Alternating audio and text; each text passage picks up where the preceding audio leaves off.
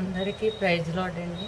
దేవుడికే మహిమ కలుగును గాక. ఈ రోజున సండే అండి, ఆదివారం నాడు మనం దేవుడిచ్చిన వాగ్దానం ఏంటంటే 140 కీర్తన 1వ వచనం, యెహోవా దుష్టుల చేతిలో నుండి నన్ను విడిపింపుము, బలాత్కారం చేయవారి చేతిలో నుండి పడకుండా నన్ను కాపాడు. దేవుడు ఇక్కడ ఏమంటున్నాడంటే దుష్టుల చేతిలో నుండి మనల్ని దేవుడు కాపాడతాడండి. అలాగే దేవుడు ఇక్కడ ఎవరైతే మనల్ని చెరపాలి, ఎవరైతే చెడగొట్టాలని ఆలోచనలో ఉంటారో వాళ్ళ నుండి మనం ఎప్పుడూ కూడా దుష్టుల నుండి ఏం చేయాలండి? ప్రార్థన చేయాలి, దుష్టుల నుంచి విడిపించాలి. అలాగే మనం ఎక్కువగా మనుషుల మీద డిపెండ్ అవ్వకూడదు.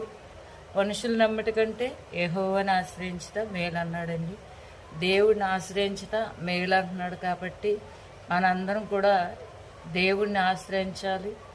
అప్పుడు దేవుడు ఇక్కడ బలాత్కార చేతిలో నుండి, దుష్టుల చేతిలో నుండి, ఆ యొక్క దుష్టుడు బాణాల నుండి, ఆ యొక్క సాతాన బంధకాల నుండి దేవుడు విడిపిస్తాడు. మనం అలా విడిపించాలని ప్రార్థన చేయాలండి. కనుక దేవుడు ఎవరి మీద మనుషులు నమ్మకూడదు, దేవుడిని నమ్ముకుంటే గొప్ప జీవితం ఉంటుందండి. దయచేసి దేవుడు ఇక్కడ ఆయన ఇక్కడ మళ్ళీ 2వ వచనంలో తమ హృదయంలో అపాకారమైన యోచనలు చేసేదరు, వారి నిత్యము యుద్ధము రేపుచుందరు. హల్లెలూయా. దయచేసి వారు బలాత్కారులు, వారు చెడుగా మాట్లాడి చెడుగా ఉన్నవారు, దుష్టులు ఎలా ఉంటారంటే అండి అపాయకరమైన ఆలోచనలు చేస్తారంట. అలాంటి వాళ్ళకి వాళ్ళు యుద్ధం, గొడవలు, మళ్ళీ గొడవలు పెడతారు. వాళ్ళు ఏదో గొడవలు అన్నీ పెడతారు. కాబట్టి అవన్నీ కూడా కొట్టివేసేది ఎవరండి? దేవుడే. కాబట్టి దేవుడు ఇక్కడ ఏమంటున్నాడంటే అండి, దేవుడికి మరి దుష్టుల చేతిలో నుండి విడిపిస్తానంటున్నాడు.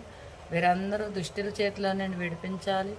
అలాగే బలాత్కారి చేతిలో నుండి, చెడు ఆలోచనలు, చెడుగా ప్రవర్తించే వారి దగ్గర నుంచి మనం వారి దగ్గర నుంచి విడిపించాలని కోరుకుంటున్నానండి. దేవుడు ఈ వాక్యం వెనుకడిలో దీవించినగాక. మీ అందరి కోసం ప్రార్థన చేస్తానండి. పరిశుద్ధుడా తండ్రి, నీకు వందనాలు, స్తోత్రాలు ప్రభువా. ఈ కుటుంబాలు ఎవరైతే ఈ వాగ్దానం విన్నారో వారి బలాత్కార చేతిలో నుండి, దుష్టుల చేతిలో నుండి విడిపించి నాయన చెడు హృదయాల నుంచి విడిపించి ప్రభువా, ఈ ప్రార్థన అంతట్లో కూడా